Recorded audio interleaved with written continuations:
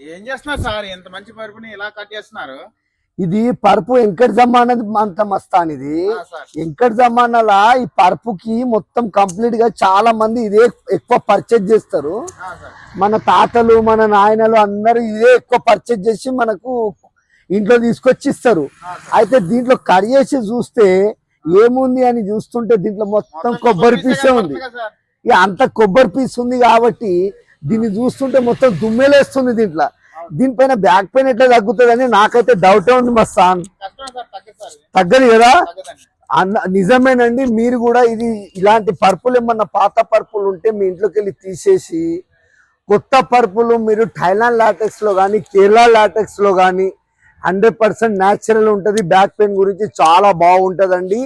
35% discount ఇస్తున్నామండి.